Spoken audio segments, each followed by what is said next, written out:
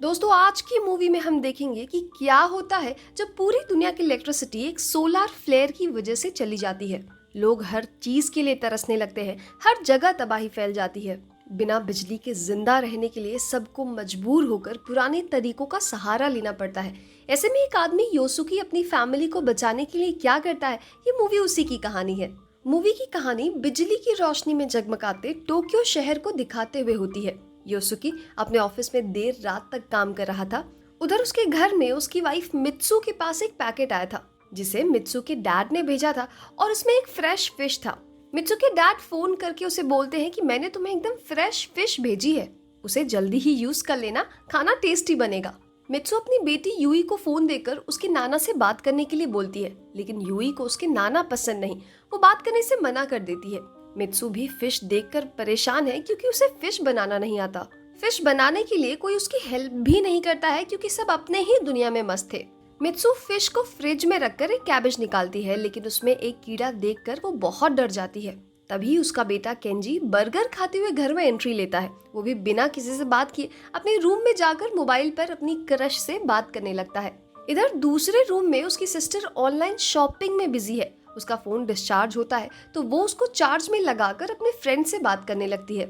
इधर मित्सु अकेले किचन में परेशान है, लेकिन उस पर कोई ध्यान नहीं देता। अगली सुबह जब सब उठते हैं तो घर में लाइट ही नहीं होती।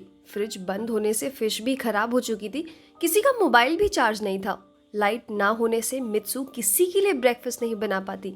जब तक वो गैस पर खाना बनाने के लिए सोचती है तब तक घर से सब निकल देते हैं, लेकिन लिफ्ट बंद होने की वजह से सबको सीढ़ी से ही नीचे उतरना पड़ता है। केंजी को साइकिल से कॉलेज जाना पड़ता है। योसुकी भी जब स्टेशन पहुंचता है तो सारी ट्रेन बंद है क्योंकि सभी ट्रेन इलेक्ट्रिसिटी से ही तो चलती थी। स्टेशन पर ढेर सारे लोगों की भीड़ जमा हो गई। सिटी की सारी टैक्सी बंद हो गई थी क्योंकि इनकी बैटरी ही खत्म हो गई थी। मित्सु को घर का कूड़ा फेंकने के लिए 10वीं मंजिल से सीढ़ी से नीचे उतरना पड़ता है। उसकी हालत इसी में खराब हो जाती है।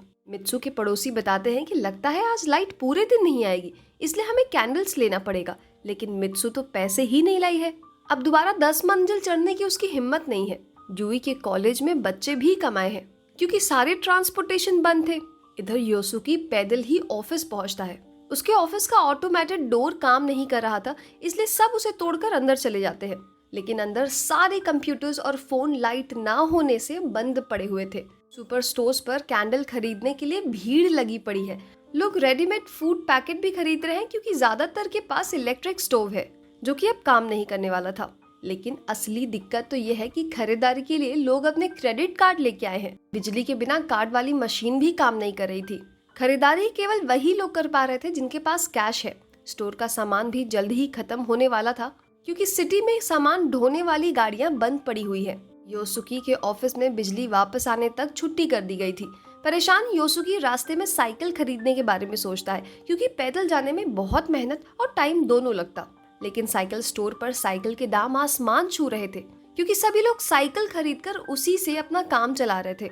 योसुकी को मजबूर होकर महंगे दाम पर एक साइकिल खरीदनी पड़ती है और उसी से वो अपने घर के लिए निकल पड़ता है। 10 मंजिल सीढ़ी चढ़कर वो किसी तरह अपने घर पहुंचता है।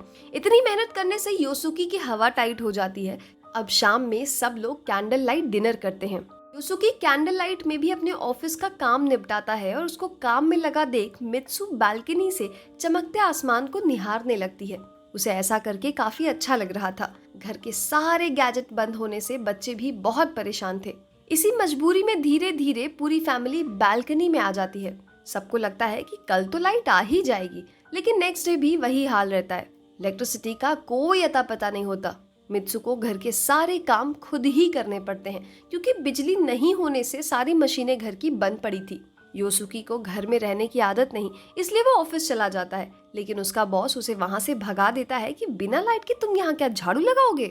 योसुकी बाहर आता है तो देखता है कि कोई लड़का उसकी साइकिल चुराने के फिराक में था। वो उसे डांट कर तब भगा देता है।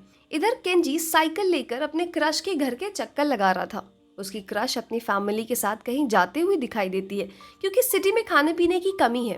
मित्सु के घर में भी पानी खत्म है, जिसके लिए वो पास के एक वाटर टैंक के पास जाती है, लेकिन पंप ना चलने के कारण वो टैंक भी खाली होती है। उसे खाली हाथ ही घर लौटना पड़ता है। योसुकी कुछ पैसे निकालने के लिए बैंक चला जाता है, लेकिन वहाँ के कंप्यूटर बंद पड़े थे। जिससे कि बैंक का मैनेजर सभी को उनके पासबुक लाने के लिए बोलता है, क्योंकि उसी का बैलेंस देखकर वो उन्हें पैसे दे सकता है। बैंक की भीड़ में योसुकी के ऑफिस की फाइल नीचे गिर जाती है, जिसे बटोरने के लिए वो वहां सबके लात सहते हुए फाइल बटोरता है। इसी तरह एक हफ्ते बीत जाते हैं। इन लोगों को ये भी नहीं पता होता है कि केवल इनके सिटी की बिजली गुल है या पूरे जापान की या फिर पूरे दुनिया की, क्योंकि टीवी और इंटरनेट सब बंद है। जिंदा बचे रहने के लिए लोग ये सिटी छोड़कर जाने लगते हैं, लेकिन हाई राइज बिल्डिंग में रहने वाले बुजुर्गों की कोई हेल्प नहीं करता। खाना ना मिलने से वो धीरे धीरे मरने लगते हैं। योसुकी भी मित्सु के डैड के यहाँ जाने का प्लान करता है। बच्चे ना चाहते हुए भी मजबूरी में चलने को तैयार हो जाते हैं। सारा कैश इकट्ठा करने के बाद भी फ्लाइट के टिकट के पैसे पूरे नहीं पड़ते। तभी मित्सु किचन के डब्बे में छुपा कर रखे अपने कुछ पैसे निकालती है, जिसे देखकर सब लोग सोचने लगते हैं कि इतने पैसे मित्सु ने कैसे छुपाए। मित्सु भी हम इंडियंस की तरह ही है, जहाँ घर की औरतें बुरे वक्त के लिए घर में पैसे छुपा करके रखती हैं। अब सब अपना सामान पैक करके साइकिल से एयरपोर्ट के लिए निकलने लगते हैं। ऐसे टाइम में भी जहाँ केंजी का सारा ध्यान अपने मोबाइल को बचाने पर है, तो यूई मेकअप पर फोकस किए पड़ी है।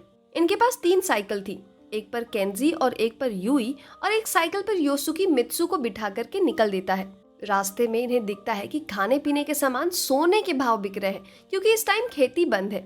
इन्हें भी ढेर सारे पैसे देकर खुद के लिए पानी की बोतल खरीदनी पड़ती है। रास्ते में ये अपना टिफिन खाते हैं, जो कि ये घर से लाए थे। पब्लिक टॉयलेट एकदम गंदा पड़ा था, तो इन्हें झाड़ियों में ही निपटना होता है। एयरपोर्ट पहुंचने पर इन्हें पता चलता है कि फ्लाइट भी सब बंद पड़ी है। वहां की भीड़ को पुलिस डंडे मारकर भगा रही थी। इन्हें ढेर सारे पैसे देकर एक होटल में रूम लेना पड़ता है।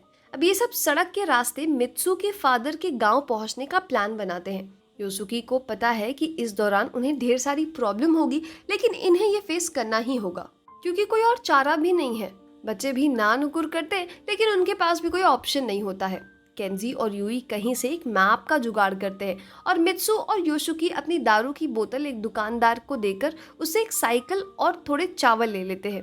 अब इन चारों के पास अपनी एक साइकिल होती है। सब मैप के सहारे आगे निकल देते हैं। रास्ते में इन्हें ढेर सारे लोग सिटी छोड़कर जाते हुए दिखते हैं। कोई पैदल तो कोई स्केट बोर्ड पर जाता है। जैसे हमारे देश में लॉकडाउन के समय ढेर सारे लोग सड़क पर आ जाते थे, ठीक वैसे ही सब लोग को लग रहा था कि अगले सिटी में बिजली हो सकती है। इन चारों को चलते चलते रात हो जाती है, तो इन्हें खुले आसमान में ही अपनी रात गुजारनी पड़ती है। सुबह केंजी देखता है कि कोई उनकी वाटर बोतल चुरा के भाग रहा था। केंजी जब उसका पीछा करता है तो देखता है कि वो आदमी उस बोतल में मिल्क पाउडर मिलाकर अपने बच्चे को पिला रहा था। केंजी को ये देखकर दया आ जाती है और वो वहाँ से चला जाता है। आगे रास्ते में इन्हें एक टनल मिलती है, जहाँ लाइट ना होने से एकदम अंधेरा हो जाता है। टनल के बाहर खड़ी एक ओल्ड लेडी इन्हें कुछ पैसों के बदले टनल पार कराने के लिए तैयार हो जाती है। ये लोग टनल को पार करके आगे निकलने लगते हैं। इसी तरह 16 दिन बीत जाते हैं। इनका खाना पीना अब खत्म होने लगता है। रास्ते में मिली एक नदी में मित्सु कपड़े धुलती है, तो योसुकी उसी नदी का गंदा पानी पीने लगता है। फिर ये आगे निकल देते हैं। रास्ते में ये सब बारिश में फंस जाते हैं। साथ में योसुकी का पेट भी गंदा पानी पीने से खराब हो जाता है। बारिश और आंधी से बचने के लिए ये लोग एक ब्रिज के नीचे खड़े हो जाते हैं, लेकिन आंधी में इनका खाने का बचा हुआ सामान सब गिरकर खराब हो जाता है। फिर भी वो हिम्मत नहीं हारते और आगे बढ़ते रहते हैं। आगे उन्हें एक सुपर स्टोर मिलता है। इन्हें लगता है कि शायद वहाँ कुछ खाने का सामान मिल जाएगा, लेकिन अंदर सुपर स्टोर पूरा खाली था। पर इन्हें वहाँ पर डॉग और कैट्स के फूड मिल जाते हैं। मजबूरी में ये उसे ही खाने के लिए और बैटरी वाटर को पीने के लिए रख लेते हैं। बाहर योसुकी आग जलाने का पुराना तरीका ट्राई करता है, लेकिन उससे आग नहीं जलती। केंजी अपने मोबाइल के कवर की हेल्प से अपने साइकिल का पंचर ठीक करता है। नेक्स्ट एक हफ्ते ये डॉग फूड खाकर सरवाइव करते हैं। आगे इन्हें एक फैमिली मिलती है जिनके पास खाने का ढेर सारा सामान होता है। उनके पास एक बढ़िया सी साइकिल भी होती है और उनके पास एक मैकेनिकल कैमरा भी होता है, जिसे चलाने के लिए बैटरी की जरूरत नहीं होती। वो सब कुछ अपना प्लान करके चलते हैं। अपना खाना भी वो थोड़ा थोड़ा यूज करते हैं, क्योंकि उन्हें पता नहीं था कि उन्हें कितने दिन ऐसे गुजारने होंगे। अब ये दोनों फैमिली साथ में कुछ दिन गुजारते हैं। दोनों फैमिली आगे बढ़ते हैं तो रास्ते में इन्हें मिलिट्री के लोग दिखते हैं, जो पास के सिटी में बिजली के हालात पता करने के लिए जा रहे थे। कुछ दूर के बाद वो नई फैमिली अपने गांव की तरफ चली जाती है और योसुकी अपनी फैमिली के साथ आगे बढ़ जाता है। योसुकी को उनके अलग होने से थोड़ा रिलैक्स फील होता है, क्योंकि वो इस फैमिली को खुश देखकर अंदर ही अंदर जल रहा था। कुछ दिनों बाद इन्हें दूसरी सिटी मिलती है, जहां इन्हें पता चलता है कि यहाँ भी बिजली नहीं है। केंजी और यूई दोनों योशिकी पर फायर हो जाते हैं और बोलते हैं कि आखिर इतना दूर आने का क्या फायदा हुआ। मित्सु किसी तरह उन्हें शांत कराकर आगे चलने के लिए बोलती है। अब तक लगभग 2 महीने बीत चुके थे। सबकी हालत बहुत खराब हो चुकी थी। सब भूखमरी की कगार पर पहुंच चुके थे। कमजोरी से इनसे चला भी नहीं जा रहा था तो एक जगह बैठ जाते हैं। तभी योशिको को एक सुअर दिखाई देता है। योशिको उसको पकड़कर मार डालता है, लेकिन किसी को सुअर पकाना आता ही नहीं था। तभी एक बुजुर्ग इनके पास आता है, इनके खाने पीने का इंतजाम करता है। सब लोग बड़े चाव से खाना खाते हैं। खाने के बाद बुजुर्ग इनसे सुअर को मारकर उसका मांस धूप में सुखाने का काम लेता है, क्योंकि अब पैसे का कोई मोल नहीं है। अब कुछ पाना है तो बदले में कुछ सामान देना है या फिर काम करना है। बुजुर्ग इनसे एक बड़े बर्तन में पानी गर्म करने के लिए बोलता है। उस गर्म पानी में नहाने के बाद वो इन्हें भी नहाने के लिए बोलता है। नहाने के लिए गर्म पानी पाकर इनकी तबीयत मस्त हो जाती है। वो बुजुर्ग इन्हें रहने और पहनने के लिए कपड़े भी देता है। ये कपड़े उसने अपने बच्चों के लिए खरीदे थे, लेकिन उसके बच्चे अमेरिका से आ ही नहीं पाए थे। अब सब सोने के लिए जाते हैं तो मित्सु को अपने डैड की याद आ रही होती है। पता नहीं वो किस हाल में होंगे, यही सोचते हुए वो सो जाती है। अब ये सब बुजुर्ग के साथ ही रहने लगते हैं और उसके काम में उसकी मदद करते हैं। बुजुर्ग इन पर दया खाकर हमेशा के लिए इन्हें अपने साथ रहने को बोलता है, लेकिन योशिको उसे बताता है कि वो लोग मित्सु के डैड के पास जाने के लिए निकलेंगे। अब बुजुर्ग इन्हें ढेर सारा सूखा मांस और खाने का सामान देकर के विदा करता है। रास्ते में खर्च के लिए कुछ पैसे भी देता है। ये लोग मैप के बताए रास्ते पर चल रहे थे, लेकिन इनके रास्ते के बीच में एक नदी आ जाती है। अब योशिको कुछ देर सोचने के बाद वहां पड़ी लकड़ियों को उठाकर एक नाव बनाने लगता है। उस नाव के सहारे कुछ सामान उस पार पहुंचा देता है, लेकिन जब अपनी साइकिल को लेकर केंजी और योशिको नदी पार करने लगते हैं तो तेज आंधी और बारिश आ जाती है और केंजी तो निकल आता है, लेकिन योशिको पानी के बहाव में फंसकर बह जाता है। उसके बहने से बाकी तीनों एकदम टूट जाते हैं और पागलों की तरह उसे खोजने की कोशिश करते हैं, लेकिन इन लोगों को उसका केवल बाल मिलता है। बाल देखकर ये रोने लगते हैं। अब ये तीनों ही ट्रेन की पटरी के सहारे आगे बढ़ने लगते हैं।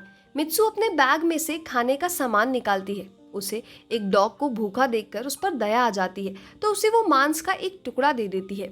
मांस की महक मिलते ही आसपास के सभी कुत्ते मित्सु के बैग पर अटैक कर देते हैं, जिससे कि वो खड्डे में गिर जाती है और उसका पैर टूट जाता है। यूई और केंजी उसे सहारा देकर के आगे बढ़ते हैं। ये तीनों डरकर पटरी पर ही बैठ जाते हैं। तभी पटरी पर कोयले से चलने वाली एक ट्रेन आ जाती है। ड्राइवर इन्हें पटरी पर बैठा देख ट्रेन रोक लेता है और इन्हें ट्रेन में बिठा लेता है। ट्रेन में एक आदमी मित्सु के पैर का बैंडेज करता है। वो आदमी मित्सु के हस्बैंड यानी कि योशिको के बारे में पूछता है, तो ये तीनों उसे याद करके रोने लगते हैं।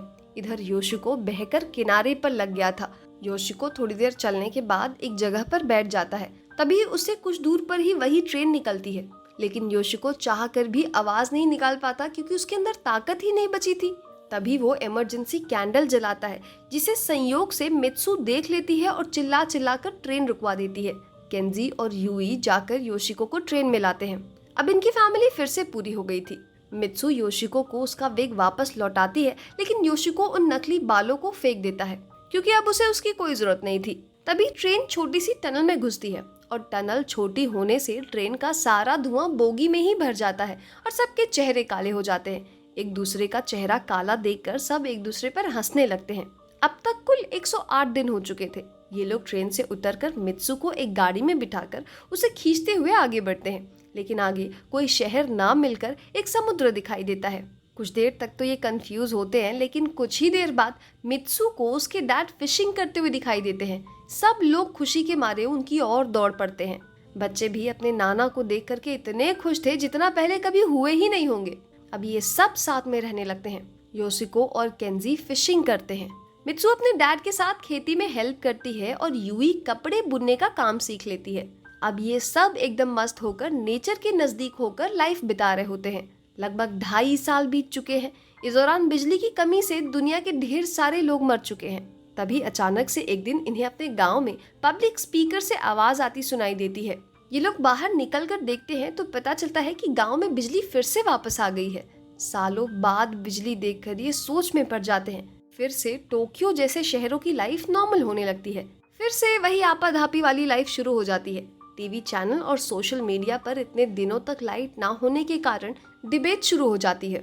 कोई कह रहा था कि अर्थ पर एक बड़ा सा सोलर फ्लेयर आया था, तो कोई कहता है कि पृथ्वी पर एक उल्का पिंड गिरा था। कुछ लोग तो इसके पीछे टेररिस्ट का हाथ बताते हैं। योशिको और उसकी फैमिली ये सब देख करके कंफ्यूज हो जाती है, लेकिन फिर भी ये टोक्यो वापस लौटने का डिसीजन लेते हैं। लेकिन अब इनकी लाइफ में काफी बदलाव आ चुका था। जहाँ केंजी पहले हमेशा मोबाइल से चिपका रहता था, अब गिटार लिए घूमता रहता है। यूई भी सिलाई सीख रही है। योशिको अब साइकिल से ऑफिस आता जाता है। एक दिन योशिको अपना लंच बॉक्स ले जाना भूल गया था, तो मित्सु भागती हुई उसे देने के लिए नीचे आती है। नीचे एक पोस्टमैन उनका पोस्ट लेकर आया था।